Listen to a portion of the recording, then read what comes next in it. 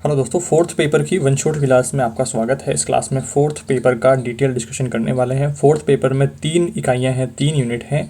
तीनों units important है। तीनों यूनिट में से कितने कितने प्रश्न, कितने नंबर के प्रश्न बनने वाले हैं, सारा कुछ डिस्कशन करेंगे। सभी महत्वपूर्ण बिंदुओं को डिस्कशन करेंगे, डिटेल डिस्कशन करने वाले हैं। शॉर्ट में सभी महत्वपूर्ण बिंदुओं को डिस्कशन कर लेंगे। क्लास आपको पूरी देखनी है, ढंग से देखनी है, सभी टॉपिक को समझना है, रटना नहीं है, समझने पर फोकस करना है। एक बार में ही आपको मैक्सिमम चीज़ें समझ में आ जाएंगी, तो ध्यान से देखना है।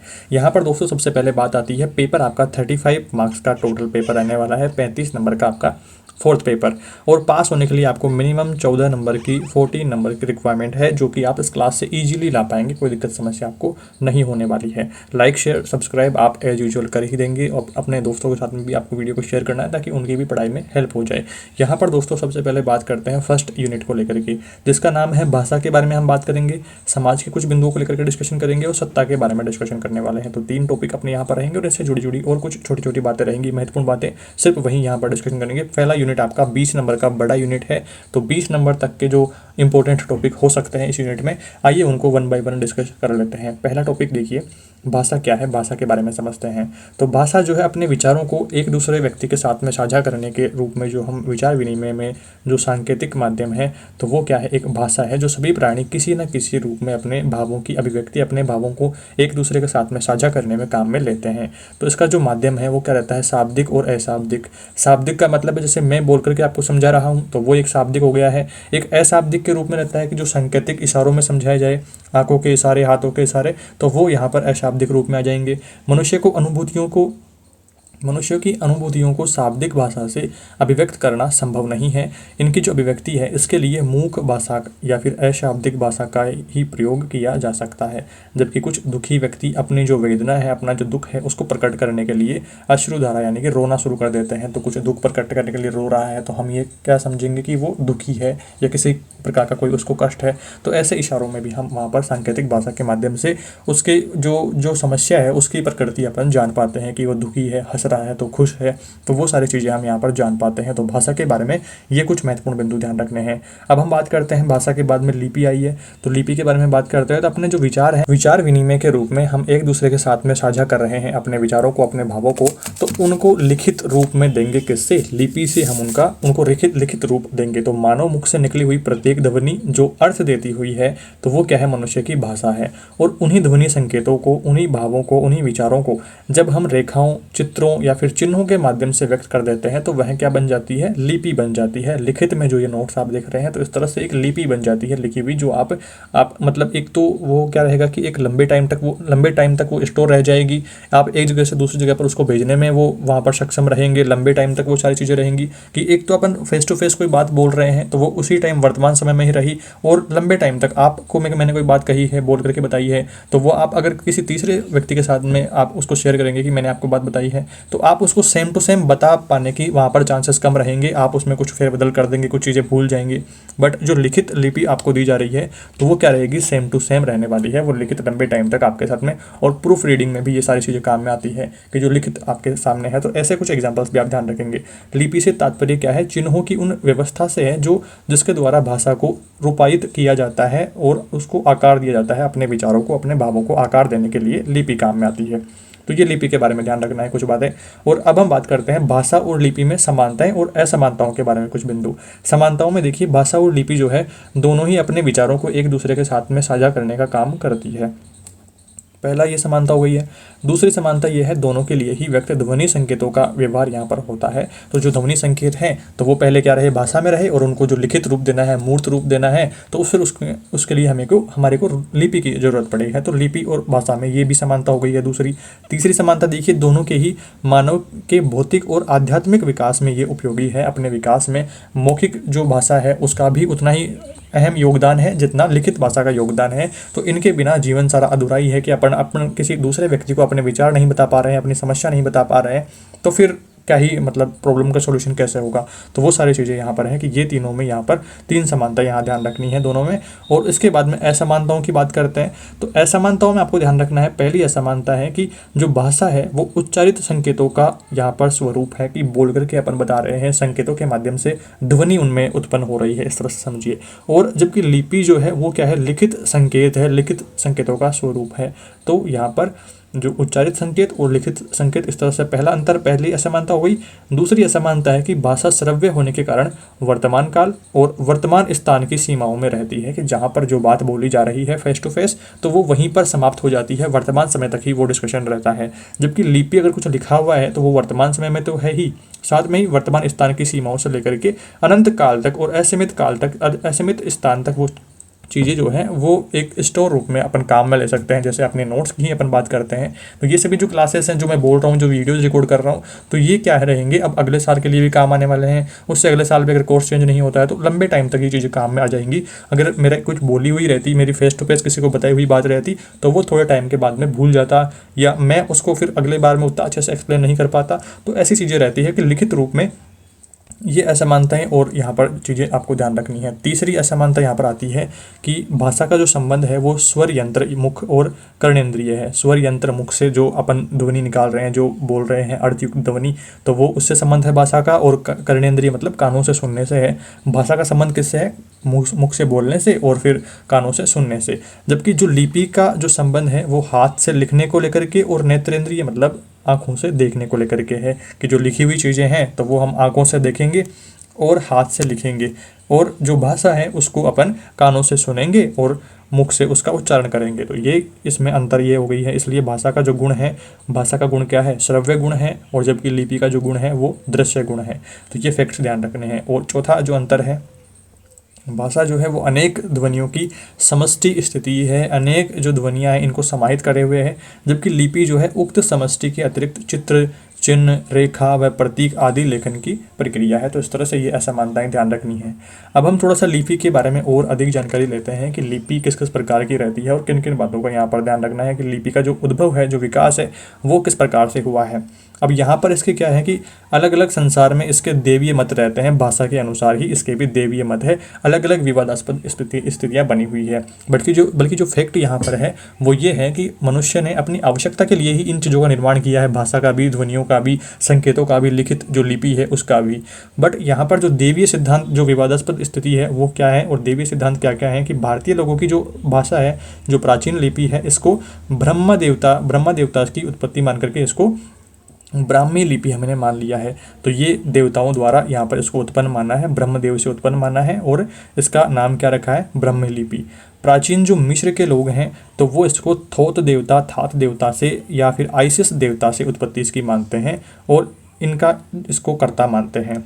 और जो यूनानी लोग हैं, इनकी जो पौराणिक पुरुष हर्मेश है, या फिर पेलमिंडस या पोथेम्यूस या पोथेत्यूस या फिर आर्म्फ्यूस या लीनोज या ऐसे जो देवताएं रहे हैं इनके, यूनानी लोगों के, तो उनके द्वारा इनकी लिपि का उद्भव ये मानते हैं। और जो बेबोलिनिया जो लोग हैं, बेबोलिनिया के लोग, वो नेबो देवता को बेबोलियन लिपि का कर्ता मानते हैं।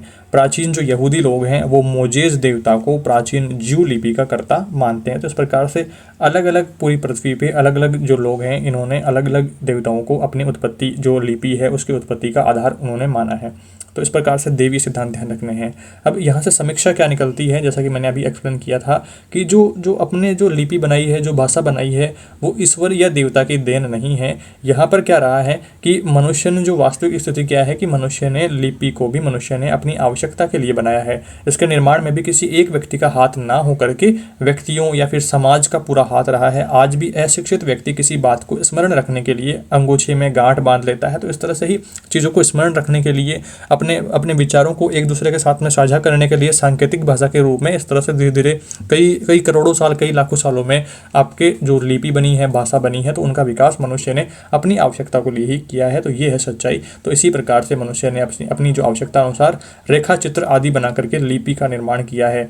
आज चीन की तो समस्त लिपि ही चित्र लिपि है। चीन की लिपि आप लैंग्वेज देखते हैं तो समस्त वो जो लिपि है वो चित्र लिपि, इस तरह से कुछ ऐसा डिजाइने कुछ अलग रहती है चीन की, तो लिखी हुई रह जाती है। प्राय प्रत्येक लिपि में रेखाओं या फिर चित्रों की प्रमुखता रहती है। तो ये चीज़ें आपको यहाँ पर ध्यान रखनी है कि अगर आपको देवी सिद्धांत पूछता है तो वो आप मेंशन कर देंगे, अगर आपको वास्तविकता पूछता है उत्पत्ति को लेकर के तो आप इन बातों को मेंशन कर दीजिएगा।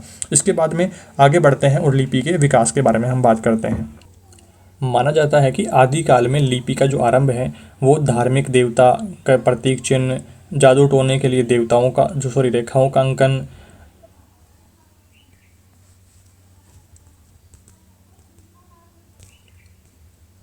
माना जाता है कि आदिकाल में लिपि का जो प्रारंभ है वो धार्मिक देवता का प्रतीक चिन्ह, जादू टोने के लिए रेखाओं का अंकन, अपनी आसपास की वस्तुओं का चित्रण, स्मरण रखने के लिए रेखाएं आदि बनाना, एकांत गुफाओं में सौंदर्य के लिए जीव जंतु या फिर वृक्ष आदि का चित्र बनाना आदि विविध कार्यों में लिपि का उद्भव व उनसे विविध ध्वनि प्रतीकों का विकास हुआ है। यही विकास आगे चल के लिपि के रूप में सामने आया है। अलग अलग जो खोजें हो रही है, हड़प्पा सभ्यता वगैरह, जो जो एलोरा गुफाएं वगैरह, ऐसा जो अलग अलग गुफाएं आ रही है तो वहाँ पर चित्र देखने को मिलते हैं। जो प्राचीन जो लिपियाँ हैं उनके उनके अवशेष वहाँ पर मिलते हैं। तो ये चीज़ें हैं जो अपने लिपि को जो मनुष्य ने अपनी खुद की आवश्यकता अनुसार धीरे धीरे उसका विकास किया है। तो ये चीज़ें यहाँ पर फैक्ट ऐसे मिलते हैं। वर्तमान काल में जो पुरातात्विक सामग्री मिलती है उससे विद्वानों का अनुमान है कि ईसा पूर्व 10,000 वर्ष से ईसा पूर्व 4,200 वर्ष के मध्य 6,000 वर्षों में लिपि का विकास हुआ होगा। और ये 6,000 वर्ष लिपि के प्रारंभिक विकास के वर्ष रहे हैं। संसार में जो प्राचीन लिपियां प्राप्त हुई है उनसे विकास क्रम की दृष्टि से निम्नलिखित क्रम में रखा जा सकता है। जैसे सबसे पहले तो क्या हुआ, मनुष्य ने चित्र बनाने शुरू करें, अलग अलग चीज़ों को देख करके, पेड़ पौधे, जो जीव जंतु, उनके चित्र बनाने शुरू करेगी, ऐसा मैंने कोई जीव देखा, वो चीज़ें सारी। और फिर उसके बाद में सूत्र लिपि आया कि कुछ नियम बना लिए कि इन चीज़ों के लिए हम इन वर्डिंग का यूज़ करेंगे। और ऐसे सांकेतिक भाषा उन्होंने बना ली है, प्रतीकात्मक लिपि बना ली है कि ऐसा अगर इधर जाना है तो वो राइट डायरेक्शन, लेफ्ट डायरेक्शन, इस तरह की चीज़ें बना ली है कि यहाँ से अपने को सारा काम करना है। तो सिस्टम धीरे धीरे उन्होंने डेवलप किया। फिर भावमूलक अपने विचारों को व्यक्त करने के लिए वो अलग अलग लिपि बनाने लगे। भाव ध्वनि मूलक लिपि आई, ध्वनि मूलक लिपि आई, जिसमें अक्षरिक लिपि और फिर वर्णिक लिपि, इस तरह से धीरे धीरे इसका विकास हुआ लिपि का।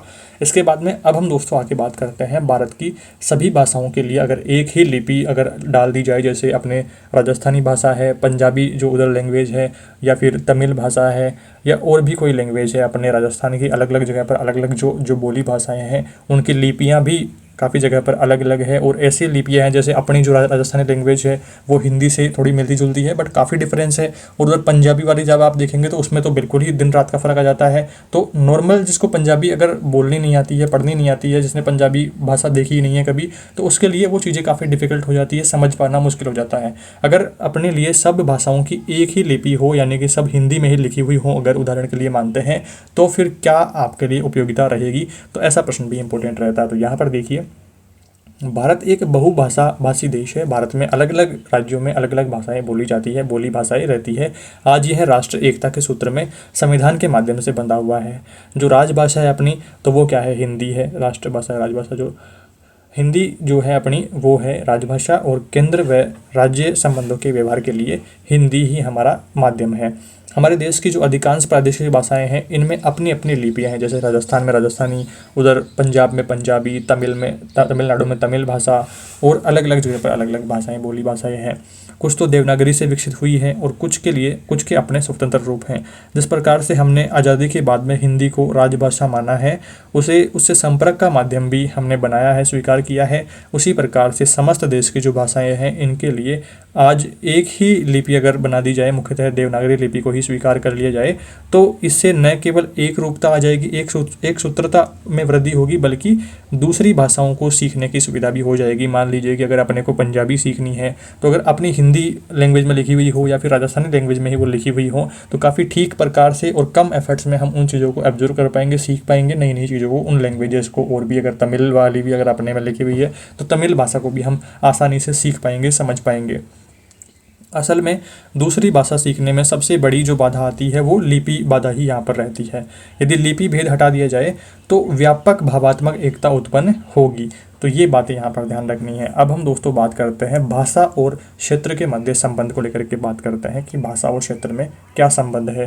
तो यहाँ पर चीज़ें समझनी है कि भाषा का जो संबंध है वो सामान्य रूप से क्षेत्र विशेष भी होता है। जैसे राजस्थान में राजस्थानी, पंजाब में पंजाबी, तमिलनाडु में तमिल। तो इस तरह से उदाहरण समझ सकते हैं आप अगर ऐसा प्रश्न आता है तो। और क्योंकि क्षेत्रीय विशेषताएं भाषा को प्रभावित किए बिना नहीं रह सकती है, इसलिए भाषा विज्ञान में कहा गया है कि 4 कोस पर पानी बदले और 8 कोस पर वाणी। तो ये कहावत भी आपको ध्यान में रखनी है। इस बदलाव का जो मुख्य कारण है वो विशेष यहाँ पर भौगोलिक प्रभाव रहा है। इसलिए माना जाता है कि भौगोलिक जो विशेषताएं हैं इसका असर उस क्षेत्र की भाषा विशेष पर आवश्यक रूप से पड़ता है, अर्थात भाषा और क्षेत्र का गहरा रिश्ता होता है। ये बात समझ में आई। और इसके बाद में बात करते हैं अपने राजस्थान के बारे में। राजस्थान जो एक ऐसा प्रदेश है जहां लंबे समय तक सामंतवाद रहा। सामंतवाद के कारण राज्य रजवाड़ों के बीच में निरंतर युद्ध जैसी स्थितियां बनी रही। इसका प्रभाव भाषा पर भी पड़ा, इसलिए यहाँ जो भाषा प्रयोग में लाई जाती है उसमें महाप्राण ध्वनियों, बलाघात का प्रयोग अधिक होता है। साथ ही किसी भाषा की सबसे जो प्रभावी स्मृतियाँ हैं उनमें मुहावरों में भी सुरक्षित रहती है। इसलिए मुहावरों पर पड़ने वाली भौगोलिक क्षेत्र के इस प्रभाव का जो आकलन है वो करने के लिए मुहावरों को भी उदाहरण रूप में देखा जा सकता है। तो राजस्थानी भाषा पर थोड़ा मुहावरों का प्रभाव ज़्यादा देखने को मिलता है। तो ये चीज़ें आपने समझी। इसके बाद में अब हम बात करते हैं भाषा के संदर्भ में अस्मिता का अर्थ क्या रहता है। अस्मिता क्या होती है, पहले तो इसको ही समझ लेते हैं।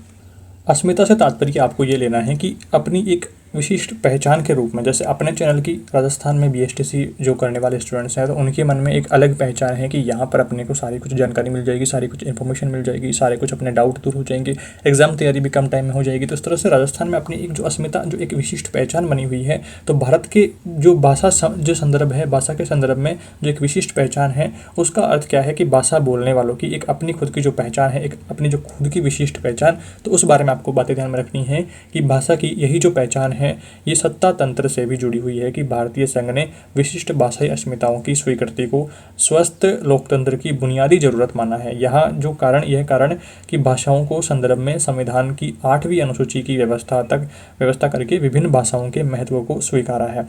तो 8वीं अनुसूची यहाँ पर आपको जानकारी में रखनी है कि 8वीं अनुसूची में भाषाओं के बारे में बात किया गया है और इसमें आपको जानकारी रखनी है कि फिलहाल इस सूची में 22 भाषाओं को स्थान दिया गया है। समय समय पर यह सूची बढ़ती रहती है। वर्तमान में राजस्थान के विभिन्न क्षेत्रों में यह मांग उठाई जा रही है कि राजस्थानी भाषा को भी 8वीं अनुसूची में शामिल किया जाए। अब राजस्थान में भी अपने अलग अलग है, जैसे मैं इधर जयपुर का हूँ तो अपने यहाँ बोलते हैं कि कोड़ा जा रही है, काई कर रही है, काई हाल चाल चथारा, तो इस तरह से बोलते हैं। आपकी लैंग्वेज के कुछ एक दो लाइन आप कमेंट में ज़रूर बताना कि आपका उधर किस प्रकार की बोली जाती है।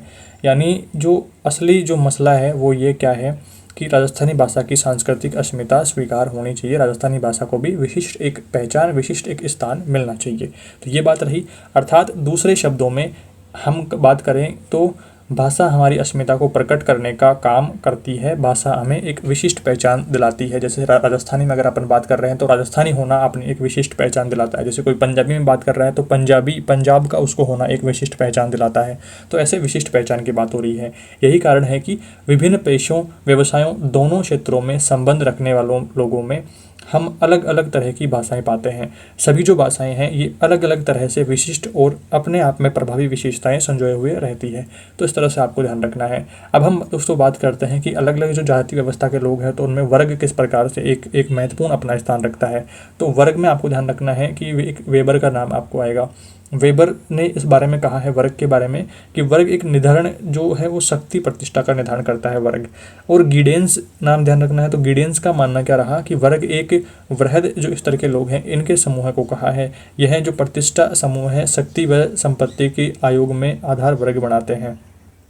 उच्च वर्ग वाले प्राय शिष्ट, शुद्ध, तत्सम शब्दों का प्रयोग करते हैं। मध्यम वर्ग वाले तद्भव, सरल व समासहीन भाषा का प्रयोग करते हैं। और जो निम्न वर्ग वाले जो लोग हैं वो अशुद्ध, कृत्रिम भाषा का प्रयोग करते हैं। तो वर्ग व्यवस्था की कुछ ये बातें ध्यान रखनी है। अब हम एक महत्वपूर्ण प्रश्न की बात करते हैं कि लिपि की आवश्यकता क्यों महसूस हुई। महत्वपूर्ण प्रश्न रहता है। यहाँ पर बात रहती है कि लिपि की जो आवश्यकता है वो अपने विचारों को और अधिक लंबे टाइम तक टिकाने के लिए, एक जगह से दूसरी जगह पर हूबहू भेजने के लिए, तो वो यहाँ पर बात आती है कि सभ्यता के विकास के साथ साथ मनुष्य के लिए अपने अपने भावों व विचारों को स्थायित्व देने के लिए पहली बात तो, और दूर दूर स्थित लोगों के संपर्क बनाने के लिए तथा संदेशों और समाचारों के आदान प्रदान के लिए मौखिक भाषा के स्थान पर लिपि की आवश्यकता महसूस हुई।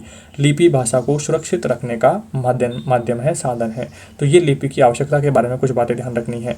अब हम दोस्तों एक और महत्वपूर्ण बिंदु की बात करते हैं। वर्ग की बात कर ही रहे हैं तो यहाँ पर बात आती है मजदूर वर्ग और बुजुर्ग वर्ग में क्या अंतर है। मजदूर वर्ग आपने नाम सुना हुआ है, बुजुर्ग वर्ग क्या है तो ये भी जान लेते हैं। मजदूर वर्ग और बुजुर्ग वर्ग ये दोनों किसी समाज के पूरे समूह का प्रतिनिधित्व करते हैं, पूरे समाज को एक दर्शाते हैं। जो निम्न जाति के लोग हैं, जो लोग जीवन यापन के लिए शारीरिक श्रम पर निर्भर करते हैं, उन्हें मजदूर वर्ग या सर्वहारा वर्ग कहा जाता है। जबकि जो लोग दूसरे के श्रम को खरीदने और अपने हक में उनका उपयोग करते हैं तो वे बुजुर्ग वर्ग के लोग कहे जाते हैं। मजदूर वर्ग भाषा का उपयोग शोषण को समझने तथा उनका मुकाबला करने के लिए कर सकता है, जबकि बुजुर्ग वर्ग भाषा का उपयोग शोषण को सहज रूप से संभव बनाने के लिए करता है। यहाँ पर बात आती है मजदूर वर्ग का जो अर्थ है, आपको ये लेना है कि मजदूर वर्ग क्या है कि जो जीवन यापन के लिए शारीरिक श्रम पर निर्भर रहता है, और जो बुजुर्ग वर्ग है वो क्या रहता है कि दूसरों के श्रम को खरीदने और अपने हक में उसका उपयोग करता है। जैसे बुजुर्ग वर्ग से हम उदाहरण लेंगे, जिस तरह से ठेकेदार के रूप में आप यहाँ पर उदाहरण ले सकते हैं कि कोई ठेकेदार है जिसके नीचे अंडर में उसके मजदूर काम कर रहे हैं, वो सारा परिश्रम कर रहे हैं और ठेकेदार उनको पैसे दे रहा है उसके बदले, और उस काम को वो अपने फ़ायदे के लिए काम ले रहा है, और फिर जिस कंपनी के लिए काम कर रहा है, जिस पार्टी के लिए काम कर रहा है, तो उससे फिर वो मोटी वसूली कर लेता है। तो इस तरह से वो अपने हक में उसका उपयोग कर लेता है। तो इस तरह से आप उदाहरण से समझ पा रहे हैं चीज़ों को, तो ये आपको ध्यान रखना है। और जो मजदूर वर्ग है वो अपना जो भी भाषा का उपयोग है वो शोषण को समझने तथा उसका मुकाबला करने के लिए कर सकता है, क्योंकि ये तो खुद का काम कर रहे हैं, खुद की मजदूरी कर रहे हैं और खुद ही उसका सारा उपयोग कर पा रहे हैं, खुद पैसे ले लेते हैं डायरेक्ट। जबकि जो बुजुर्ग वर्ग है वो भाषा का उपयोग शोषण को सहज रूप में संभव बनाने के लिए करता है। तो इस प्रकार से कुछ बातें यहाँ पर ध्यान में रखनी है। इसके बाद में बात आती है अगले टॉपिक की, जो राजस्थानी भाषा के ऊपर लोकोक्तियों का जोर है, मुहावरों का प्रभाव देखने को मिलता है। तो लोकोक्ति क्या है और मुहावरे क्या है, तो इनको लेकर के भी कुछ बातें आपको ध्यान में रखनी है। वे कथन जो जनजीवन में दीर्घकालीन अनुभव के आधार पर किसी विशेष अर्थ और परिस्थिति में प्रयुक्त होते हैं तो उन्हें लोकोक्ति कहा जाता है। जैसे अंधों में काना राजा, तो अयोग्यों में कम योग्य व्यक्ति आदर पाता है, तो यहाँ पर अंधों में काना राजा हो गया है। अंधे के हाथ बटेर लगना, तो अयोग्य का बड़ा लाभ हो जाना, तो इस प्रकार से है। तो ये क्या है, लोकोक्ति का अर्थ समझना है। अब अयोग्यों का बड़ा लाभ हो जाना, तो ये चीज़ें यहाँ पर एक उदाहरण और दे देता हूँ कि अपने जो नोट्स हैं जिनको कुछ लोग बिना विदाउट परमिशन अलग अलग ग्रुप में शेयर कर रहे हैं, अपने चैनल पर शेयर कर दे रहे हैं, तो ये क्या है, अयोग्य लोग हैं जो अपने फ़ायदे के लिए वहाँ पर शेयर कर दे रहे हैं, और उनका कुछ फॉलोअर बढ़ जाते हैं, कुछ उनको लाइक्स मिल जाते हैं कि यार चलो इनका काम बिगाड़ दिया है, और उनको खुद को खुशी खुशी कुछ मिल जाती है।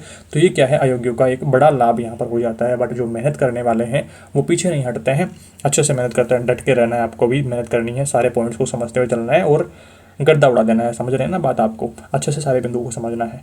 यहाँ पर बात आती है, जो दूसरा टॉपिक है मुहावरे क्या है, तो एक विशेष प्रकार का जो वाक्यांश है जो लाक्षणिकता के आधार पर वाच्यार्थ से भिन्न अर्थ देता है, मुहावरा कहलाता है। मतलब जो उच्चारित अपन कर रहे हैं उससे उसका अलग अर्थ निकलता है। जैसे नमक मिर्च लगाना, तो बढ़ चढ़ करके बात करना। जैसे नमक मिर्च लगाना, तो नमक मिर्च तो लगाना, कोई सब्जी की बात आ रही होगी कि यार सब्जी पर नमक मिर्च लगा रहा है, बट इसका जो अर्थ है वो एक डिफरेंट रूप में निकल करके आ रहा है कि बढ़ चढ़ करके बात करना, तो ये नमक मिर्च लगाना हो गया है।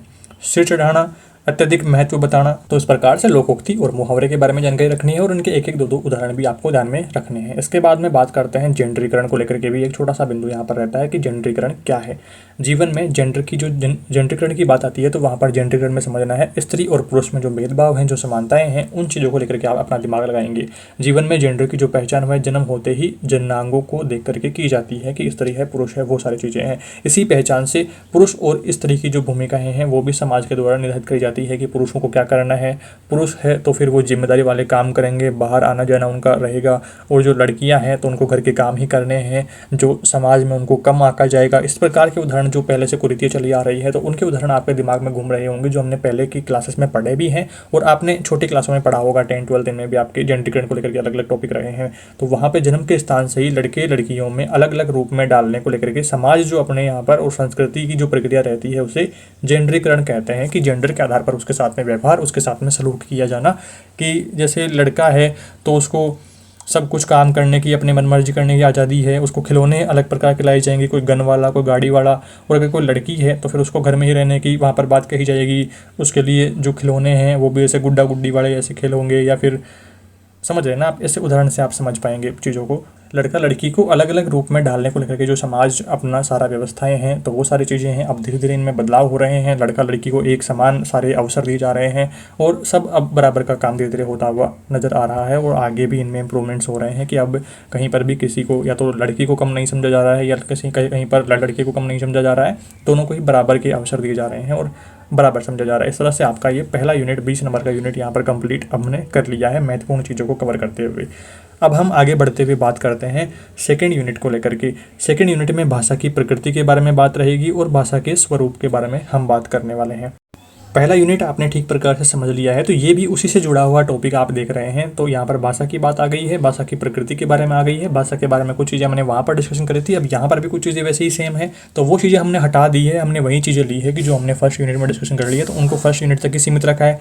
सेकंड यूनिट में वही चीज़ें रिपीट हो रही है, तो उनको हमने यहाँ मेंशन नहीं किया है, उनको एक थोड़ा सा यहाँ पर शॉर्ट करने की कोशिश करी है। तो सभी जो भी महत्वपूर्ण बिंदु यहाँ पर आपको बताए जा रहे हैं, सारी चीज़ें वो है आप जो आपका ओवरऑल सिलेबस कवर करवाती हुई आपको दिखेंगी। सारे महत्वपूर्ण बिंदु आपके कवर हो रहे होंगे, एक बार आप क्लास को ध्यान से समझ लेते हैं। तो यहाँ पर बात करते हैं भाषा के स्वरूप को लेकर के।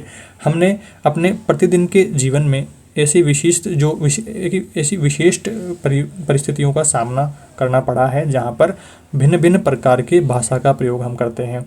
किसी अवसर पर भाषा में व्याकरण और संरचना संबंधित सावधानी बरती जाती है, कहीं कहीं पर व्याकरणिक नियमों में शिथिलता बरती जाती है। अब कहाँ पर, अब जैसे मैं वीडियोज़ बना रहा हूँ तो मुझे थोड़ा सा प्रोफेशनल बोलना पड़ रहा है, ठीक से सारे उच्चारण करने पड़ रहे हैं, शुद्ध बोलना पड़ रहा है। जबकि मैं घर पर बोलता हूँ, नॉर्मल लैंग्वेज में अपने दोस्तों से बात करता हूँ, तो वहाँ पर मुझे इतना ज़्यादा ध्यान नहीं देना पड़ता है शब्दों पर। तो वो सारी चीज़ें हैं कि हम अलग अलग जगह पर अलग अलग अपना व्यवहार बनाए रखते हैं, अलग अलग सिचुएशन के हिसाब से। और वहाँ पर भाषा का जो उपयोग है वो साहित्य रचना में भी अलग अलग परिस्थितियों को उत्पन्न करने के लिए अथवा संदर्भ स्थिति की आवश्यकता अनुसार अलग अलग तरीके से किया जाता है। तो ये अलग अलग भाषा का स्वरूप के बारे में ये बिंदु हैं। यही जो भाषा का जो स्वरूप है ये औपचारिक और अनौपचारिक स्वरूप है। औपचारिक और अनौपचारिक के बारे में भी हम अलग अलग क्लासों में पढ़ चुके हैं कि औपचारिक का मतलब है थोड़ा सा प्रोफेशनल टाइप बात जब करी जा रही है, और अनौपचारिक का मतलब है कि जो अपने घर की बोलचाल की भाषा है, जो अपन दोस्तों से बोलचाल की भाषा रहती है, तो वो अनौपचारिक स्वरूप में आएगी। यहाँ भाषा में व्याकरण के नियमों का पालन किया गया है। वाक्य संरचना व्याकरण के नियमों के अनुसार ही की गई हो, तो वो क्या है, बात को स्पष्ट करने के लिए, सटीक रूप से रखने के लिए, सटीक रूप से शब्दों का चयन किया गया हो, वहाँ पर भाषा क्या है, औपचारिक स्वरूप अपना लिए हुए रहती है। और जहाँ पर मौखिक बातें हो रही हों, व्याकरणिक नियमों की शिथिलता हो, व्याकरणिक नियमों का उतना अधिक प्रयोग ना किया गया हो, वहाँ भाषा क्या है, अनौपचारिक स्वरूप अपना लिए हुए रहती है। तो ये टेक्निकल लैंग्वेज है जिसको मैंने ईजी लैंग्वेज में आपको समझा दिया है। तो ये भाषा का स्वरूप आपने समझ लिया है। अब हम बात करते हैं भाषा की औपचारिक जो स्थिति है उसको लेकर के कुछ बातें, कुछ बिंदु और डिस्कशन कर लेते हैं ताकि और अच्छे से क्लियरिटी यहाँ पर आ जाए। यहाँ पर बात रहती है कि औपचारिक भाषा में भाषा का दोनों तरह से उपयोग किया जाता है, मौखिक रूप में भी और लिखित रूप में भी। मौखिक और लिखित रूप में हम क्या करते हैं, भाषा का उपयोग करते हैं। साहित्य लेखन में भाषा का जो औपचारिक उपयोग है ये होता है, और लेखन में क्रमबद्धता रहती है, श्रृंखलाबद्धता रहती है। निबंध रचना में अथवा सरकारी पत्रों की भाषा में औपचारिकता रहती है। प्राय ये पत्र एक कार्यालय, एक विभाग अथवा एक मंत्रालय से दूसरे कार्यालय, विभाग अथवा मंत्रालय को लिखे जाते हैं, जो औपचारिक रहते हैं। वो पत्र की बात यहाँ पर हो रही है। शब्द की या पत्र की जो भाषा है वो सरल एवं सहज होती है। सटीक अर्थ प्रेषित करने के लिए प्रशासनिक शब्दावली का भी प्रयोग किया जाता है। निबंध की भाषा में शब्द जो प्रभावशीलता है वो होता है, क्रमबद्धता रहती है। वहाँ भाषा लिखित स्वरूप में है, औपचारिक है। भाषण देते समय मीटिंग अथवा भाषण देते हुए मीटिंग अथवा सभा में क्या करते हैं, बोलते समय अपनी बात को प्रभावी रूप से रखते समय, आदेश देते समय भाषा मौखिक रूप में होती है, लेकिन पूर्णतः औपचारिक स्वरूप लिए हुए ही वहाँ पर रहती है। कोई भाषण दे रहे हैं हम, कोई मीटिंग है, कोई सभा है, तो वहाँ पर भी हम औपचारिकता को बनाए रखते हैं। अनौपचारिक स्थिति क्या रहती है तो उस बारे में भी जान लीजिए कि अनौपचारिक रूप में भाषा के दोनों तरह के उपयोग किए जाते हैं, जैसे तो मौखिक रूप में और लिखित रूप में भी यहाँ पर भी रहता है सेम वही। बट आमतौर पर दैनिक जीवन में जो वार्तालाप हो रही है, हम भाषा के अनौपचारिक रूप का ही प्रयोग करते हैं। जो घर पर हम बातचीत करते हैं उसमें वाक्यों अथवा शब्दों में क्रमबद्धता नहीं रहती है, जो मन में उधर से हम अपना यूज कर लेते हैं जिस सिचुएशन के हिसाब से। साथ ही वाक्यों की संरचना, व्याकरण के नियमों की पालना नहीं यहाँ पर करी जाती है। अब यहाँ पर अगर मैं उदाहरण की बात करूँ तो साहित्य की कई विधाओं में भी प्रयोग किया जाता है अनौपचारिक भाषा का। और उदाहरण के लिए कहानी विधा को ले लीजिए, या लिखित रूप में औपचारिक स्वरूप लिए हुए होती है, लेकिन इसमें आए संवाद अथवा घटनाएं जो इनके पात्र हैं वो वार्तालाप को जब प्रस्तुत करते हैं तो वहाँ भाषा के अनौपचारिक स्वरूप को हमारे सामने आती है। नाटकों, एकांकियों आदि में भी ऐसी स्थितियाँ पाई जाती हैं, कई बार देखने को मिलती है। तो औपचारिक और अनौपचारिक के बारे में ये कुछ बातें आपको ध्यान रखना है। अब यहाँ पर दो वर्डिंग अपने को मौखिक रूप से यहाँ पर मुख्यतः देखने को मिला है, एक तो लिखित और एक मौखिक भाषा के बारे में। इस बारे में भी डिटेल डिस्कशन कर लेते हैं, ये भी एक महत्वपूर्ण बिंदु है। लिखित का मतलब है कि भाषा का लिखित रूप सीखना, और मौखिक का मतलब है कि ठीक से बोलना सीखना, उच्चारण सही से सीख लेना। तो यहाँ पर देखिए प्रारंभिक स्तर पर बालक परिवार के सदस्यों के साथ में अनुकरण करके, परिवार के सदस्यों का जो जिस प्रकार से वो बोल रहे हैं तो उनका अनुसरण करके मौखिक भाषा ही सीखता है। और विद्यालय में प्रवेश से पूर्व मौखिक भाषा में अपने विचारों का आदान प्रदान करना सीख जाता है। विद्यालय में जाने के बाद में बालक धीरे धीरे किसी भी भाषा मातृभाषा या फिर द्वितीय भाषा की लिपि व ध्वनि का ज्ञान प्राप्त करता है और उसके उपरांत धीरे धीरे शनै का मतलब है धीरे धीरे लिखित भाषा पर अपना अधिकार कर लेता है। लिखित भाषा का अधिकार हो जाने के बाद में व्यक्ति अपने विचारों तथा पुस्तकों की सहायता से प्राप्त ज्ञान को भावी आवश्यकता के लिए लिख करके सुरक्षित कर लेता है, शॉर्ट नोट्स टाइप इस तरह से बना लेता है अपनी आवश्यकता अनुसार। और लिखित व मौखिक भाषा में आपस में अंतर संबंध है, क्योंकि मौखिक भाषा को लिखित भाषा को मौखिक भाषा में भी व्यक्त कर सकते हैं। लिखित को मौखिक में और मौखिक को लिखित में हम व्यक्त कर सकते हैं। उदाहरण के लिए कहानी, कविता, गीत आदि को पढ़ करके मौखिक रूप में हम बता सकते हैं। तो इस प्रकार से आपको लिखित और मौखिक भाषा के बारे में कुछ जानकारी रखनी है। अब हम बात करते हैं लिखित और मौखिक भाषा में अंतर क्या क्या है, तो ये भी एक महत्वपूर्ण बिंदु रहता है। पहला अंतर यहाँ पर है कि मौखिक जो भाषा है ये विचारों के आदान प्रदान, वाद विवाद, संवाद, भाषण की एक भाषा है, जबकि जो लिखित भाषा है ये हमें कानों से सुने गए विचारों को लिपिबद्ध कर सकते हैं। तो लिपिबद्धता जो आती है तो वो आती है लिखित भाषा में, और मौखिक जहाँ पर आदान प्रदान हो रहा है अपने विचारों का तो वो मौखिक भाषा में आएगी।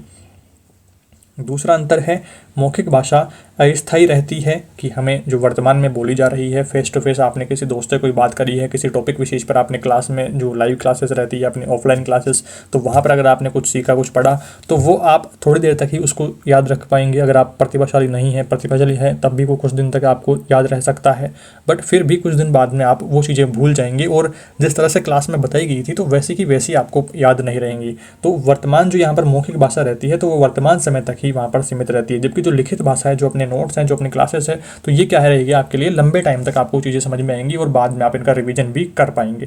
तो ये चीज़ें हैं। तो यहाँ पर मौखिक और लिखित भाषा में ये अंतर ध्यान रखना है कि लिखित भाषा स्थायी होती है, कानून के द्वारा भी लिखित भाषा को मान्यता प्राप्त होती है। अगर कोई इशू रहता है कहीं पर, मान लीजिए कि कोई गड़बड़ वगैरह है, कोई फैक्ट चेक करना है, तो वो लिखित भाषा ही वहाँ पर प्रूफ बनेगी। कोई बोली गई सुनी गई बात वो काम नहीं आने वाली है, वो कोई प्रूफ नहीं होता है। लिखित भाषा ही कानून की नज़र में प्रूफ रहता है। इसके बाद में तीसरा बिंदु यहाँ पर आता है, लिखित भाषा के माध्यम से एक युग की साहित्यिक, आर्थिक, सामाजिक या फिर धार्मिक आदि परंपराओं को भावी पीढ़ी के लिए सुरक्षित किया जा सकता है, जबकि जो मौखिक भाषा है इसमें ऐसा नहीं किया जा सकता। लिखित साहित्य व वैज्ञानिक जो उपलब्धियाँ हैं इनको एक से दूसरे देश वाले भी पढ़ करके ज्ञान प्राप्त कर सकते हैं। जैसे कोई लिखित मटेरियल है तो उसको हम एक जगह से दूसरी जगह पर काम में लिया जा सकता है, बट जो अगर अपनी ऑफलाइन कोई फेस टू फेस कोई बात हो रही है तो उसको तीसरे व्यक्ति तक आप हूबहू नहीं पहुंचा सकते हैं, उसमें काफ़ी विचारों में फेरबदल आ जाएगा। तो ये लिखित भाषा के फ़ायदे हो गए। इसके बाद में लिखित जो किसी भी विषय है इसमें नवीन शोध को लिखित रूप में ही एक दूसरे के साथ में हस्तांतरित किया जा सकता है। मौखिक भाषा में वक्ता व श्रोता को आमने सामने होना आवश्यक है, तभी यहाँ पर मौखिक बातचीत होगी। लिखित भाषा में लेखक अपने ज्ञान को लिख करके प्रकाशित करता है, जिससे दूर दराज में व्यक्ति लाभान्वित होते हैं।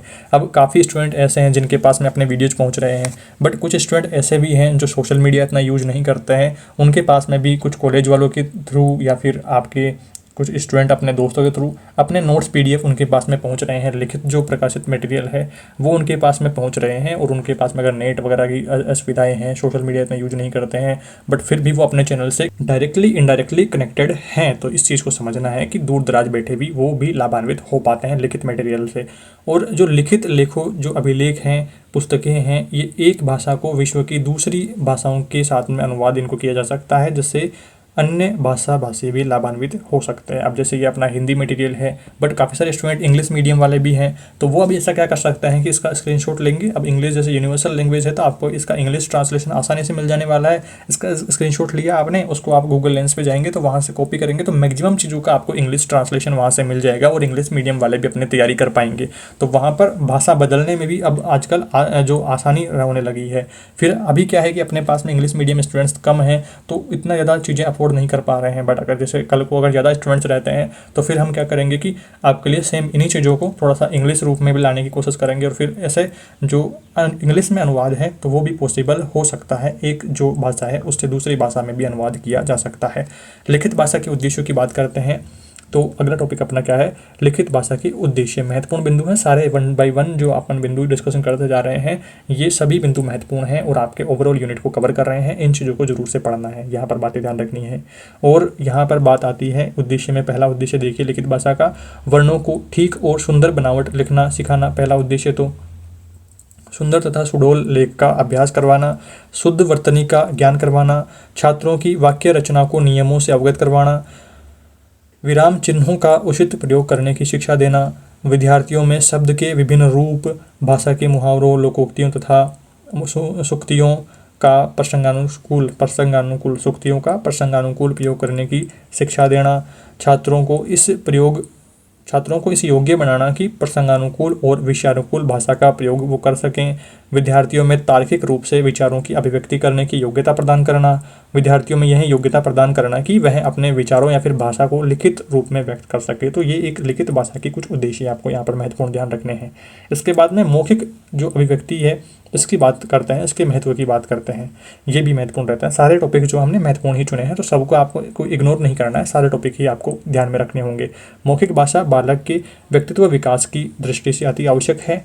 मौखिक अभिव्यक्ति जो है बालक के विचार अभिव्यक्ति के सुअवसर प्राप्त होते हैं। मौखिक भाषा जो एक दूसरे से बोल करके आप कह रहे हैं, फेस टू फेस बोल रहे हैं, तो वो क्या रहेगा, मौखिक भाषा रहेगा। और प्रकाशन का ये पूरा अवसर मिलता है इसमें।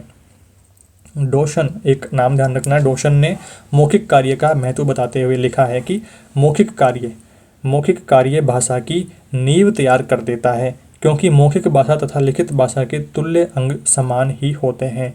अब मौखिक भाषा नींव कैसे तैयार करता है, जैसे छोटा बच्चा है तो वो शुरुआती 5-6 साल तो अपने परिवार के लोगों को, मम्मी पापा को देख करके, चाचा चाची, दादा दादी, सभी परिवार के जो लोग हैं उनके अनुसरण के माध्यम से ही भाषा का उच्चारण करना सीखता है, अपनी अलग अलग भाषाएं सीखता है और फ्लुएंटली उनको बोलना सीख जाता है 2-3 साल तक। तो वो क्या रहता है, यहाँ पर उसकी नींव मजबूत हो जाती है। अपने जो भी बोली भाषा, अपने क्षेत्र विशेष की बोली भाषा है तो उसमें वो पारंगत हो जाता है, बिना किसी एक ऑफिशियल ट्रेनिंग के। वो खुद से अनुसरण करके माता पिता को, परिवार के अन्य सदस्यों को देख करके, उनका अनुसरण करके सीख जाता है। तो यही इन्होंने बताया है। और उसी तरह से लिपि भी वो सीखता है अनुसरण करके, देख करके। और इनमें आपस में संबंध रहता है लिपि और लिखित और मौखिक भाषा में। तो ये बात तो यहाँ पर हो गई है। इसके बाद में बात रहती है कौन कौन से बिंदु यहाँ पर बात आती है, लिखित भाषा में बात रहेगी।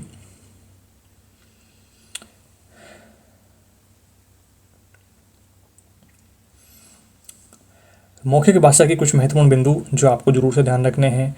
अधिगम की सरलता इसमें रहती है, कुशलता में सहायक रहता है, शुद्ध उच्चारण और अभिव्यक्ति का सरलतम रूप रहता है, दृढ़ता में सहायक रहता है, सजीवता का भाव प्रदर्शन रहता है, आत्म अभिव्यक्ति में निपुणता रहती है, मानसिक व बौद्धिक विकास इसमें होता है, अनुकरण व अभ्यास से हम सीख सकते हैं, विचार अभिव्यक्ति में ये सहायता करता है कि अपने विचारों को किसी दूसरे के साथ में साझा करने में हम अपने फ्लुएंटली बोल पाएंगे। लिखित भाषा में उसको लिखित रूप देने में काफ़ी दिक्कतें अपने को आएंगी, बट अगर अपन किसी दोस्त से बात कर रहे हैं तो फ्लुएंटली हम बिना किसी व्याकरणिक जो शिथिलता है उनको देखे हुए हम सीधा उच्चारण कर पाएंगे, चाहे हमारे शब्दों में त्रुटि रही हो, चाहे हम बात को उतना अच्छे से एक्सप्लेन नहीं कर पा रहे हो, बट फिर भी तोड़ मरोड़ करके शब्दों के साथ में हम अपने दोस्त को या किसी अन्य को अपनी बात समझा पाएंगे। बट अगर अपने को लिखित में करना है तो फिर उसमें अपने को प्रोफेशनली वर्ड्स का यूज़ करना पड़ेगा। तो वो यहाँ पर विचार अभिव्यक्ति में मौखिक भाषा काम में है, भाव अभिव्यक्ति के अवसर मिलते हैं। स्पष्टीकरण में सरलता इसमें रहती है, भाषण कला में निपुणता है, रुचि जागृत करती है, भावनात्मक विकास में सहायक होती है,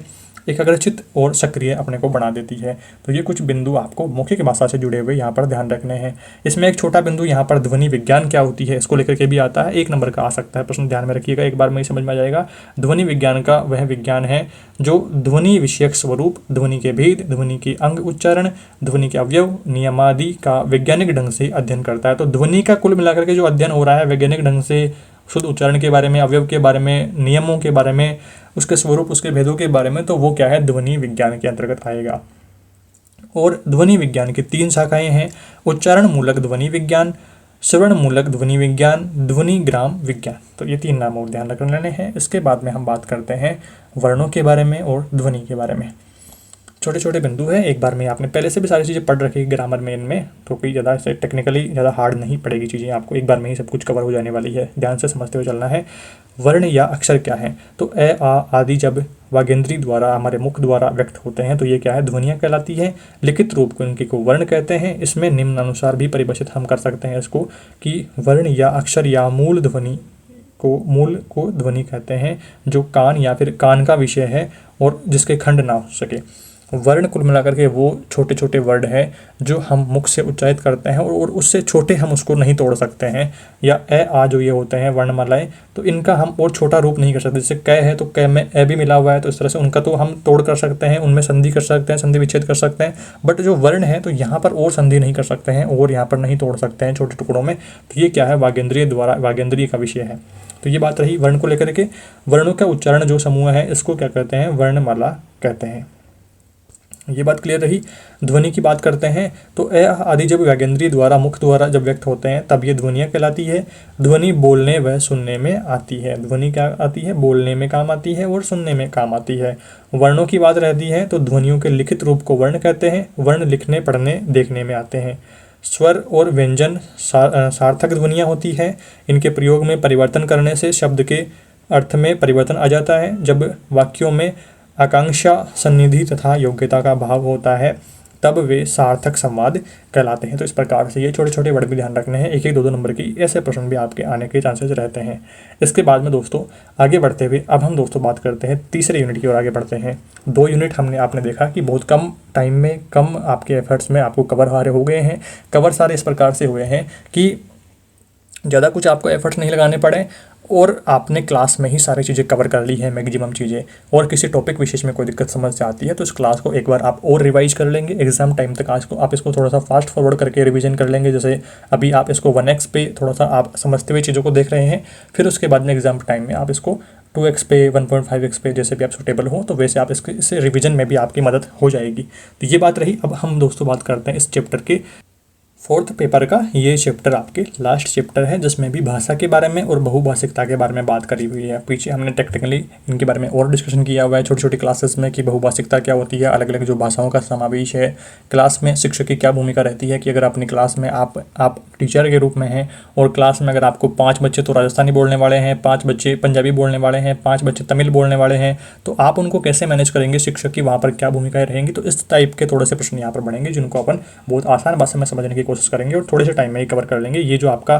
जो 3rd यूनिट है ये 5 नंबर का यूनिट है। तो यहाँ से आपको दिख रही है सारी चीज़ें कि छोटे छोटे प्रश्न यहाँ से बढ़ने वाले हैं। बात आती है बहुभाषी भारत में भाषा और शिक्षा। बहुभाषी भारत का मतलब है कि भारत में अलग अलग राज्यों की अलग अलग बोली भाषाएं हैं। तो क्या है? भारत बहुभाषी देश है। भारतीय संविधान में मातृभाषा में शिक्षा दिए जाने का प्रावधान किया गया है। भारत में एक भी क्षेत्र ऐसा नहीं है जहां पर भाषा के आधार पर अल्पसंख्यक समुदाय नहीं है। केंद्रीय शिक्षा सलाहकार बोर्ड ने 1938 में, थोड़ा सा हाईलाइट कर देता हूं, केंद्रीय शिक्षा सलाहकार बोर्ड ने 1938 में यह सुझाव दिया कि बच्चों की शिक्षा उनकी मातृभाषा में होनी चाहिए। तो बच्चों को किस में सिखाया जाना चाहिए? मातृभाषा में। इसके अलावा यह भी सुझाव दिया गया कि अल्पसंख्यकों की भाषा की रक्षा करना भी उनका मातृभाषा में ही होना चाहिए। और उनके अलावा यह सुझाव तो दे ही दिया गया, लेकिन बहुभाषी समाज में एक ही भाषा में शिक्षा देना किस प्रकार से संभव होगा यह समाधान नहीं किया गया है, क्योंकि टेक्निकली अलग अलग जो बोली भाषाओं के बच्चे हैं तो उनको एक साथ एक टीचर कैसे समझा सकता है जब तक उसको अलग अलग भाषाओं का नॉलेज नहीं है। और वह एक बहुभाषी समाज में बहुभाषी भाषाएं जो बोली जाती हैं, अलग अलग भाषाएं बोली जाती हैं, ऐसे में 3 भाषाओं का फॉर्मूला भी पर्याप्त नहीं था। 3 भाषाओं का formula, first language, second language, third language. तो इस तरह से आप समझेंगे, फर्स्ट लैंग्वेज मातृभाषा, सेकंड लैंग्वेज जो हिंदी अपने हैं वो आप ले सकते हैं, थर्ड लैंग्वेज इंग्लिश ले सकते हैं, इस तरह से। और भारत के स्कूलों के जो सामान्यतः है बहुभाषी बच्चे यहाँ पर मिलते हैं। यदि हम कक्षा, पाठ्यक्रम, सिलेबस, पाठ्यपुस्तकें, अनुदेशन प्रणाली इनको बहुभाषी संसाधनों द्वारा तैयार नहीं करते हैं तो इससे अभिप्राय क्या है कि हम विभिन्न जो बच्चे हैं इनकी व्यक्तिगत भाषाओं की अवहेलना कर रहे हैं। यदि इनकी भाषा की अवहेलना होती है तो उनकी भाषा का ज्ञान उनसे वंचित रह जाएगा। और केवल यह प्रावधान करना कि स्कूल प्रत्येक बालक को 3 भाषाओं का ज्ञान करवाना करवाएगा काफ़ी नहीं है। इससे स्पष्ट तौर पर यह इस देश की भाषाओं और सांस्कृतिक धरोहरों को सुरक्षित रूप से संभव नहीं कर सकता है। तो इस तरह से ये प्लान थोड़ा सा फ्लॉप रहा। त्रिभाषा सूत्र इसमें क्या काम में लिया गया, एक तो मातृभाषा में, एक अंग्रेजी का ज्ञान और एक अन्य भाषा या फिर हिंदी या फिर और कोई भाषा आप यहाँ पर ले सकते हैं इस तरह से। और इसके बाद में अगला टॉपिक यहाँ पर आता है, भारत को बहुभाषिकता से लाभ के बारे में बात कर लेते हैं। बहुभाषिक होना भारत के लिए व्यक्तिगत तथा सामाजिक स्तर पर एक संसाधन का कार्य करता है। यह हमारी सांस्कृतिक संपन्नता को दर्शाता है। जिसको एक से अधिक भाषाएं आती है उनकी भाषा की प्रवीणता तो निसंदेह सक्रियता बढ़िया रहेगी, सक्रियता रहेगी ही, और समाज के प्रति उनका नज़रिया भी स्पष्ट और उदार होता है। अतः बहुभाषिकता से राष्ट्रीय एकता, भावात्मक पारस्परिक सौहार्द की वृद्धि भी होती है। सब में एकता का, जो अनेकता में एकता, बहुभाषिकता अपना देश लिए हुए संपन्नता को और है। तो अपने भारत देश के बारे में यहाँ पर बात करी गई है। भारत के संबंध में 4 कोस पर पानी बदले और 8 कोस पर वाणी, ये कहावत भी प्रसिद्ध रही है। तो ये कहावत भी आपको जानकारी में रखनी है। 4 कोस पर पानी बदले, 8 कोस पर वाणी, ये बात रही। और इसके बाद में आगे हम बात करते हैं एक महत्वपूर्ण बिंदु को लेकर के, कि बच्चों की भाषा का उपयोग कक्षा या फिर विद्यालय की अधिगम प्रक्रिया में। अधिगम प्रक्रिया का मतलब है जो सीखने सिखाने की जो प्रक्रिया है, जो शिक्षक शिक्षार्थी के मध्य सीखने सिखाने की जो प्रक्रिया रहती है, वो अधिगम प्रक्रिया है। इस प्रक्रिया में करने से क्या सकारात्मक परिणाम मिलेंगे। बच्चे की भाषा का प्रयोग का मतलब है कि बच्चे को अगर मातृभाषा में हम सिखाते हैं कोई भी टॉपिक, कुछ भी बातें, तो उससे क्या सकारात्मक परिणाम मिलेंगे। बच्चे की भाषा का उपयोग कक्षा या फिर विद्यालय की अधिगम प्रणाली में करने से हम बहुभाषिकता को सीखने सिखाने की प्रक्रिया में जगह देते हैं। इसके साथ ही हम विद्यार्थी की सामाजिक सांस्कृतिक पृष्ठभूमि को भी जगह देते हैं। इनका जो नतीजा है वो क्या निकला है कि इससे विद्यार्थी सीखने सिखाने की प्रक्रिया में सहजता और जुड़ाव महसूस करता है। अगर आप जिस क्षेत्र से बिलोंग करते हैं उस क्षेत्र की ही बोली भाषा में आपको पढ़ा रहा हूँगा, तो फिर आप उसमें क्या एक जुड़ाव महसूस करेंगे। अभी तो क्या है कि अपने चैनल से राजस्थान के अलग अलग जगह से लोग जुड़े हुए हैं, तो वहाँ से फिर वहाँ पर हिंदी में बोलना ठीक रहता है, क्योंकि सभी को हिंदी थोड़ी थोड़ी समझ में आ जाती है, तो वो उससे समझ जाते हैं चीज़ें।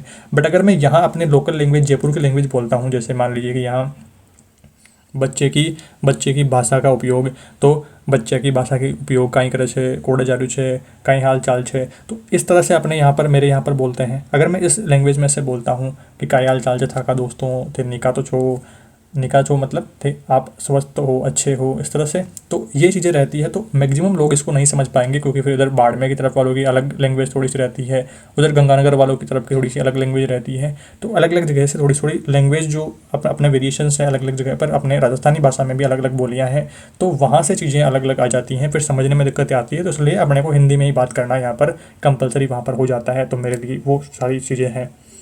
बाकी आप बता देना, अगर आपकी डिमांड रहेगी तो फिर लोकल लैंग्वेज में भी बात कर लेंगे, कोई दिक्कत नहीं है। इस तरह से अपनी जो भाषा है इसमें अभिव्यक्ति का जो विश्वास है ये भी वो हासिल कर लेंगे कि अपनी जो लैंग्वेज है उसमें बोलने में शर्म उनको महसूस ना हो। जैसे मेरी जो लैंग्वेज है यहाँ पे ढूंढाड़ी भाषा अपने यहाँ पर बोली जाती है जयपुर में, तो मैं बोल रहा हूँ कि कयाल चाल था का थे पढ़ाई की कहीं चाल रही था कि आपने क्लासा सुतान फायदो तो रोशन है, इस तरह से मैं बोलूँगा, तो फिर वहाँ पर उसमें शर्म महसूस ना हो। तो उसके लिए ज़रूरी है कि टीचर उसको मातृभाषा में सिखाए और उसकी मातृभाषा को योग्यता देवे, मैं वो स्थान देवे इस तरह से। और एक दूसरे की जो भाषाएं हैं इनकी जो स्वीकृति होने पर लोकतांत्रिक मूल्यों को अलग से सीखने सिखाने की ज़रूरत नहीं रह जाएगी। तो इस तरह से टेक्निकली आपको इन बातों को समझना है, इंपॉर्टेंट प्रश्न है। इसके बाद में बात आती है बहुभाषी कक्षा में शिक्षक की क्या भूमिका रहती है। तो अपना ये भी इंपॉर्टेंट टॉपिक आ जाता है कि अपनी जो क्लास है इसमें 3-4 बोली भाषाओं के बच्चे हैं। जैसे कुछ राजस्थानी भाषा बोलने वाले हैं, समझने वाले हैं, कुछ पंजाबी भाषा बोलने वाले समझने वाले हैं, कुछ मान लीजिए तमिल बोलने वाले समझने वाले हैं, या और कोई लैंग्वेज आप ले सकते हैं। अब मेरे ध्यान में इतने ही आ रहा है। तो ये आपने समझ लिया है कि 3 लैंग्वेज बोलने वाले बच्चे हैं, 3 बोली भाषाएं समझने वाले बच्चे हैं। तो इसमें शिक्षक की क्या भूमिका रहेगी कि शिक्षक उनको कैसे पढ़ाएगा, किन बातों का ध्यान रखेगा। तो यहाँ पर ध्यान रखना है कि शिक्षक से क्या अपेक्षा की जाती है कि वह अपने बहुभाषी कक्ष में बच्चों के द्वारा बोली जाने वाली जो मातृभाषा है इसके बारे में समझ और फिर सम्मान की भावना का विकास रहे। पहली बात तो शिक्षक को बच्चों द्वारा बोली जाने वाली सभी भाषाओं की जानकारी हासिल कर लेनी है और उनकी जो सम्मान की भावना भी उनके प्रति होनी चाहिए। ऐसा नहीं है कि कोई राजस्थानी में कोई ढूंढड़ी बोल रहा है या कोई और अलग भाषाएं बोल रहा है, कोई मेवाती वगैरह बोल रहा है, तो वहाँ पर उसकी भाषा के प्रति हीन भावना नहीं होनी चाहिए, उसका मजाक नहीं बनाना चाहिए। सभी बोली भाषाओं के प्रति सम्मान की वहाँ पर दृष्टि अपने को रखनी है, सम्मान दर्शाना है। वे बच्चे द्वारा बोली जाने वाली जो उनकी अपनी भाषा है इसकी कक्षा में सम्मानानुभूति के साथ में सीखने समझाने के लिए स्थान देवें और अपनी कक्षा की जो विविधता है इसको समझते हुए बच्चों के ज्ञान के विकास के लिए सहज और रचनात्मक वातावरण प्रदान करने का प्रयास करें। जैसे अब 3 लैंग्वेजेस की हम बात कर रहे हैं उदाहरण लेकर के, तो तीनों लैंग्वेज की जानकारी शिक्षक को हासिल कर लेनी है और तीनों लैंग्वेज में ही अपनी बातों को बच्चों के सामने स्पष्ट करते हुए उनको यहाँ पर थोड़ा सा सहज महसूस करवाना है और अपने से जुड़ाव महसूस करवाना है कि अपनी जो मातृभाषा है उसको बोलने में उनको कोई हीन भावना ना हो, उनको एक ऐसा मजाक सा महसूस ना हो। तो इस तरह से काम करना है, उनकी मातृभाषा में सिखाना है। अक्सर हम यह पाते हैं कि शिक्षक को साथियों में स्वयं की भाषा को लेकर के कितनी हीन भावना रहती है। शिक्षक को खुद को ही जब अपनी भाषा को लेकर के हीन भावना रहती है तो वे खुद विभिन्न भाषाओं को किस दृष्टि से देखते होंगे। तो ये भी एक थोड़ा सा क्रिटिकल सिचुएशन बन जाती है कि शिक्षक अगर खुद की लैंग्वेज को सम्मान नहीं देगा तो वो बच्चों की लैंग्वेज को सम्मान कैसे दे सकता है। तो शिक्षक को चाहिए कि वह बच्चों की लैंग्वेज को सम्मान देवे। ऐसे में एक बहुभाषी कक्षा में वे किस तरह से बच्चों की भाषा को स्थान और सम्मान दे पाएंगे। जो बच्चे हल्वी, गोड़ी, कुड़ुक या कमारी आदि भाषा बोलते हैं, तो इस तरह से अलग अलग जो लैंग्वेज वेरिएशंस हैं तो उनकी जानकारी शिक्षक को होनी चाहिए। आज ज़रूरत है बच्चों की भाषा में कक्षा में सम्मान मिले, बच्चों की भाषा को कक्षा में सम्मान मिले। सभी बच्चों को बिना किसी हिचक के अपनी बात को अपनी भाषा में कहने दिया जाना चाहिए और समान अवसर उनको सहज वातावरण प्रदान करना चाहिए। निर्मित क्रियान्वित ये सारी चीज़ें यहाँ पर किया जा सकता है। तो बहुभाषी कक्षा में ये कुछ जानकारी है जो शिक्षक को ध्यान रखनी है। ये सारे आपको महत्वपूर्ण जो फैक्ट है वो ध्यान रखने हैं कि शिक्षक की ये निम्न भूमिका रहती है बहुभाषी कक्षा में। अब आप लोग कमेंट करके अपनी अपनी लैंग्वेज में एक 2 लाइन ज़रूर से लिखना कि आप लोग कहाँ से हैं और फिर आप अपनी लैंग्वेज की कोई एक लाइन ज़रूर से लिखिएगा ताकि पता चले कि अपने जो वीडियोज़ हैं वो किस किस बोली भाषा के लोग देख रहे हैं। जैसे मेवाड़ वाले, मेवाती और अलग अलग, मेरे को ध्यान में नहीं आ रहा है, राजस्थानी वाली और अलग अलग। तो आप कमेंट करके ज़रूर बता देना मारवाड़ी वगैरह के। इसके बाद में अगले टॉपिक की ओर आगे बढ़ते हैं। भारत में भाषा के परिवार की बात करते हैं। भारोपीय जो परिवार हैं उनकी बात रहेगी। 2001 की जनगणना की रिपोर्ट के मुताबिक भारत की 28 राज्यों और 7 केंद्र शासित प्रदेशों में 5 बोली भाषाएं जो परिवार हैं, 5 भाषा परिवार भारोपीय, द्रविड़, मुंडा, ऑस्ट्रिक, अंडमानी और तिब्बती चीनी परिवार, 5 परिवार ध्यान रखना है। इनमें 234 मातृभाषाएं, 100 वर्गीकृत जो भाषाएं वो और 10 लिपियाँ इनके अंतर्गत हैं। तो भारत के जो भाषा परिवार है इनके बारे में जानकारी रखनी है। 1 नंबर का प्रश्न ये पूछ ले कि कितने भाषा परिवार हैं या भारोपीय में कौन सी भाषाएं, इस तरह के थोड़े से इतने हार्ड तो कम आते हैं बट आपको इन चीज़ों को तो ज़रूर से ध्यान में रखना ही है। इसके बाद में अब हम बात कर लेते हैं राजस्थान के बारे में। राजस्थान में मुख्य रूप से बोली जाने वाली भाषाएं मेवाड़ी, मारवाड़ी, ढूंढाड़ी और मेवाती। तो ये आपको कुछ बातें ध्यान रखनी है और अपनी लैंग्वेजेस आप और जिन जानकारी है तो आप वो और ऐड कर सकते हैं। हमने यहाँ पर उदाहरण के लिए कुछ यहाँ पर ले लिया है। संविधान की 8वीं अनुसूची को लेकर के अपने बिंदु आया था तो उस बारे में थोड़ा सा यहाँ पर इस यूनिट में डिटेल में बात करी गई है। तो यहाँ पर कुछ बिंदुओं को और डिस्कशन कर लेते हैं ताकि और क्लियरिटी बने, क्योंकि यहाँ से भी प्रश्न पूछे जाने की संभावनाएं ज़्यादा रहती है। संविधान की 8वीं अनुसूची में 22 भाषाएँ शामिल है। असमिया, बंगला, गुजराती, हिंदी, कन्नड़, कश्मीरी, मलयालम, मराठी, उड़िया, पंजाबी, संस्कृत, तमिल, तेलुगु, उर्दू, कोंकणी, मणिपुरी, नेपाली, सिंधी, बोडो, डोगरी, मैथिली, संथाली। तो इस तरह से ये कुल 22 भाषाएं 8वीं अनुसूची में शामिल है। अब बात करते हैं थोड़ी सी टेक्निकली। यहाँ पर बात आती है कि 8वीं जो अनुसूची है इसमें शामिल जो भाषाएं हैं ये संविधान की जनतांत्रिक समझ का आईना है। इस सूची में अपनी अपनी भाषाओं को शामिल करने के लिए अनेक राज्य प्रयत्नशील हैं, क्योंकि 8वीं अनुसूची में स्थान मिलने से उस भाषा को विशेष महत्व प्राप्त हो जाता है। वह भाषा राजकार्य का माध्यम बन जाती है, साथ ही साथ शैक्षिक पाठ्यक्रम में भी उसका महत्वपूर्ण स्थान प्राप्त हो जाता है। अपने राजस्थानी जो भाषा है वो अभी तक वहाँ पर टेक्निकली यहाँ पर जोड़ी नहीं गई है, बट धीरे धीरे अलग अलग पाठ्यक्रमों में इनमें थोड़ा सा इसका प्रचलन बढ़ रहा है। धीरे धीरे राजस्थानी भाषा पर भी जोड़ दिया जा रहा है और आने वाले भविष्य में ये जो अपनी राजस्थानी भाषा है इसका इसको भी वहाँ पर शामिल कर लिया जाएगा। इसके अतिरिक्त भाषा के विकास हेतु सरकारी अनुदान मिलना, स्थानीय रचनाकारों व प्रतिभाओं को मौका मिलेगा, राजस्थानी भाषा में जो कलाकार हैं उनको मौका मिलेगा। केंद्रीय प्रशासनिक सेवा के जो संबंधित परीक्षाएं हैं इनमें भाषा विषय के रूप में काम आएगी। जैसे अपने परीक्षाओं में राजस्थानी भाषा का अहम जो योगदान रहने लगा है तो वो यहाँ पर आएगा। प्रतिनिधित्व मिलना शुरू होगा। न्यायालयों में कार्य करने की जो भाषा है उसमें भी विकल्प बन जाएगा कि राजस्थानी भाषा में भी काम हो जाएगा। राजस्थानी जो अकादमी है इसमें महत्व, साहित्य अकादमी में महत्व प्रदान प्राप्त होगा। आदि जो फायदे हैं ये प्राप्त होंगे। इन लाभों के साथ ही इस भाषा को अतिरिक्त भारतीय मुद्रा नोट पर भी भाषा प्रतिनिधित्व प्राप्त होने लगता है और इस भाषा को गजट भी इस भाषा में गजट भी जारी होने लगता है। तो ये सारी चीज़ें आपको यहाँ पर भाषा के लिए 8वीं अनुसूची के बारे में बिंदु ध्यान रखने हैं। और ये यहाँ पर बात आती है अंतिम बिंदुओं के रूप में। 3 बिंदु आपको और ध्यान रखने हैं इस यूनिट में। पहली बात आती है यहाँ पर, थोड़ा सा इसको और अलग कलर से हाईलाइट कर लेते हैं, अब अंतिम क्लास आ गई है तो। संविधान के 71वें संशोधन के द्वारा 1992 में कोंकणी, मणिपुरी और नेपाली भाषाओं को अनुसूचित भाषाओं में शामिल किया गया है। तो ये लाइन ध्यान रखना है। संविधान के 100वें संशोधन के द्वारा 2001 की जनगणना के आधार पर अनुसूचित जो भाषाएं हैं इनमें बोडो, डोगरी, मैथिली और संथाली को शामिल किया गया है अनुसूचित भाषाओं में। और संविधान के अनुच्छेद 343 के अनुसार देवनागरी में लिखी गई हिंदी को भारत की राजभाषा का दर्जा दिया गया है। अगर प्रश्न आ जाता है 1 नंबर का कि भारत को 8वीं अनुसूची के अनुसार कब यहाँ पर दिया गया है कि संविधान के संशोधन में हुआ है, तो संविधान के अनुच्छेद 343 के अनुसार देवनागरी में लिखी हिंदी को भारत की राजभाषा का दर्जा दिया गया है। तो ये सारी चीज़ें आपने यहाँ पर समझी है और मुझे पूरा विश्वास है कि कम टाइम के लिए ये चीज़ें आपके लिए सफिशिएंट हैं जिनसे आप अपने एग्जाम में अच्छा स्कोर कर पाएंगे। काफ़ी सारे कमेंट अलग अलग रहते हैं कि क्या यही चीज़ें सफिशिएंट है या इनके अलावा हमें और क्या क्या पढ़ना है। तो अब एक दिन की जो तैयारी रहेगी, आपकी कम टाइम की जो तैयारी रहेगी, उसमें दोस्तों ये चीज़ें सफिशिएंट हैं। इनको अगर आप कवर कर लेते हैं तो आप जिस लेवल पर फिलहाल हैं उससे 10 गुना एक अच्छे सिचुएशन में रहेंगे। आपको बहुत कुछ आ रहा होगा पेपर में। जैसे मान लीजिए कि आपके 15 क्वेश्चन आने वाले हैं तो 15 क्वेश्चन में से 10 प्रश्न तो आपको यहाँ पर सेम टू सेम यहाँ से मिल जाएंगे, हूबहू आपको छपते हुए दिखेंगे और आप उनका आंसर अच्छे से कर पाएंगे।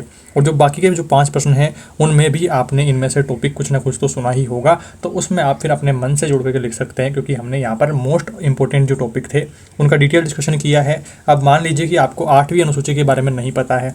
8वीं अनुसूची में 22 भाषाएं जो शामिल करी गई है, आपको 22 के नाम नहीं पता है, बट आपको ये तो आपको समझ में आ गया है कि 8वीं अनुसूची में भाषा शामिल होने का मतलब है कि उसमें भाषा को एक विशिष्ट जो वहाँ पर स्थान मिल जाता है, विशिष्ट उसको गजट में अधिकार मिल जाता है, स्थान मिल जाता है और अनेक अलग अलग राज्य कार्य में भाषा शामिल हो जाती है, अलग अलग फायदे हो जाते हैं। तो ऐसे बिंदु भी आप लिख पाएंगे, प्रश्न से रिलेटेड तो जरूर लिख पाएंगे। तो उससे क्या रहेगा कि एग्जामिनर लास्ट टाइम में क्या रहता है कि इतनी ढेर सारी कॉपियाँ रहती हैं तो वो थोड़ा सा ऐसे एक तिरछी नज़र से आप जैसे कहें कि एक थोड़ा सा स्पार्शली आपकी जो कॉपियाँ हैं वो चेक होती हैं। तो उसमें थोड़ा सा अगर आप प्रश्न से रिलेटेड लिखेंगे तो वहाँ पर भी जैसे कोई प्रश्न आपका 3 नंबर मिल रहे हैं किसी प्रश्न में और आपने उस प्रश्न से मिलता जुलता कुछ लिखा है तो 3 नंबर ना सही पर उसमें 1 नंबर कुछ ना कुछ तो आपको मिल जाएगा।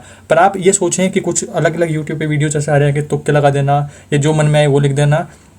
तो एग्जामिनर दोस्तों आपके डाइट कॉलेज के प्रोफेसर्स रहेंगे, एक अच्छी डिग्री लिए हुए टीचर्स रहेंगे, तो वो आप जो मर्जी आए उसमें ही नंबर दे देंगे। वो इतने पागल थोड़ी ना है यार। इस बात को थोड़ा सा आपको सीरियसली समझना है, रटना नहीं है, चीज़ों को समझने पे फोकस करना है।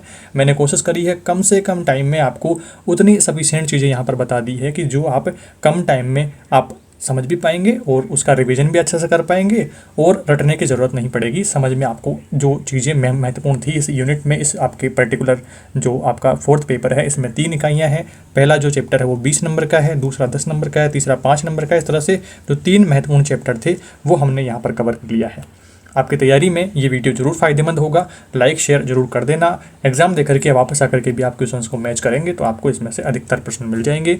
लाइक शेयर कमेंट आप जरूर करना और आप कहाँ से वीडियो देख रहे हैं कमेंट जरूर करना। पीछे की वीडियोज़ में मैं देख रहा हूँ थोड़ा सा स्पैम कर रहे हैं कि 18 अगस्त को कौन देख रहा है, 19 अगस्त को कौन देख रहा है और जैसे अलग अलग कमेंट्स इस तरह से कुछ लोग तो शायरी भी कमेंट कर रहे हैं। तो ऐसे थोड़ा एक इंगेजमेंट थोड़ा सा पॉजिटिव वाइब रहती है कमेंट्स में, तो स्टूडेंट्स पढ़ने वाले को थोड़ा सा ऐसे मज़ा आता है। तो ऐसे कमेंट्स आप करते रहेंगे, पॉजिटिव शायरी वगैरह ऐसी चीज़ें डाल सकते हैं आप ताकि थोड़ा सा मोटिवेट वहाँ पर रहें एग्जाम में। लोड आपको 1% भी नहीं लेना है। कम टाइम में जो आपके लिए सफिशिएंट चीज़ें हैं वो आपको अपने चैनल पर सभी वीडियोस के माध्यम से मिल जाने वाली है। इस फोर्थ पेपर को लेकर के भी डिटेल डिस्कशन करते हुए हमने एक मॉडल पेपर वीडियो भी बनाया हुआ है, तो वो वीडियो भी आप प्लेलिस्ट जाकर के देख लेंगे। उस वीडियो में हमने पेपर पैटर्न की बात करी हुई है, किस किस टाइप के कितने प्रश्न आपको एग्जाम में देखने को मिलेंगे और उनका कितना कितना आपको आंसर देना है, वो सारा डिस्कशन हमने किया है। और ख़ास बात उस मॉडल पेपर की ये है कि वहाँ पर हमने सारे जो प्रश्न चुने हैं वो एक महत्वपूर्ण अपने फील्ड का एक बेस्ट जो प्रश्न है वो हमने वहाँ पर चुना है, जो आपकी एग्जाम तैयारी का रिवीजन करवा देगा। पहली बात तो इस क्लास को देखने के बाद में उसे देखेंगे तो एक अच्छे लेवल का रिवीजन वहाँ पर आपका हो जाएगा, और कुछ नई चीज़ अगर आप कोई नया प्रश्न आपको दिखता है तो वो भी आपके अंडर में आ जाएगा और आपको उसकी भी कुछ ना कुछ जानकारी हो जाएगी इस लास्ट टाइम में। और आपको हूबहू सेम टू सेम अगर प्रश्न डिट्टो नहीं आ रहा है, जैसे हमने अभी बात करी कि जैसे 15 प्रश्न आ रहे हैं मान लीजिए आपके उदाहरण के लिए, तो 10 प्रश्न तो आपको डिट्टो आ गए, मान लीजिए सेम टू सेम आ गए हैं, आपने हूबहू काम कर दिया, सारा कुछ डन। और फिर वहाँ से अगर आपके 5 प्रश्न आपको अगर नहीं आ रहे हैं, आपने नाम सुना हुआ है तो उससे जुड़ा हुआ आप लिखेंगे तो भी कुछ ना कुछ आपको नंबर मिलने की उम्मीदें वहाँ पर चांसेस रहेंगे। बट तुक्का लगाने वाले जो रटने वाले लोग हैं इनसे सावधान रहें दोस्तों, क्योंकि यही सब चीज़ें जो है आपको आगे सेकेंड ईयर में भी काम आएंगी, आपको रीट प्री में भी काम आएंगी, आपको रीट मेंस में भी काम आएगी। जब तक आप टीचर बन रहे होंगे तब तक ये सारी चीज़ें, ये सारी टीचिंग मेथड्स, यही सारी जो शिक्षा भाषा से जुड़ी बातें हैं तो यही आपके काम आने वाली है, जिनको आप ध्यान से पढ़ेंगे तभी आपका यहाँ पर बेनिफिट रहेगा आगे आने वाले दिनों में भी। आई होप इस वीडियो में सारे डाउट आपके ठीक प्रकार से दूर हुए हैं। कोई डाउट समस्या रहती है तो कमेंट करके बताना है। आप कहाँ कहाँ से वीडियो देख रहे हैं वो भी कमेंट करना है। कमेंट ढेर सारे करा करिए। देखिए आप कमेंट करने में कंजूसी करते हैं, एक एक बंदा इस वीडियो में 5-5 10 कमेंट करा करिए कि आप कहाँ से हैं, क्या देख रहे हैं, क्या समझ में आ रहा है, क्या चीज़ें समझ में नहीं आ रही है, इस प्रकार कमेंट करिए। कुछ अगर मैंने कमियाँ रख दी हो तो वो कमियाँ आप बताइए, कहाँ पर इंप्रूवमेंट्स करे जा सकते हैं तो वो आप बताइए। अलग अलग वीडियोज़ में अलग अलग इंप्रूवमेंट्स करने की कोशिश रहती है हमेशा से आपके डाउट्स को, कि एक ही वीडियो में आपके सफिशिएंट डाउट्स को दूर कर दिया जाए, तो वो सारी कोशिशें रहती है। तो उन चीज़ों को लेकर के आप अपना यहाँ पर पूरा सहयोग बनाए रखें। आपकी जो भी डिमांड्स रहेगी उनको लेकर के अपन काम करेंगे और सभी डाउट्स को दूर करने की पूरी कोशिश रहेंगे। चैनल के साथ में जुड़े रहना है। नए स्टूडेंट्स जो भी आ रहे हैं चैनल को सब्सक्राइब करें, अपने दोस्तों में शेयर करें और वीडियो को लाइक भी करें। और जैसा कि मैंने कहा कमेंट्स ढेर सारे करा करिए। इस वीडियो में इतना ही दोस्तों, जल्दी मिलेंगे अगले पेपर के साथ। Thank you for watching this video.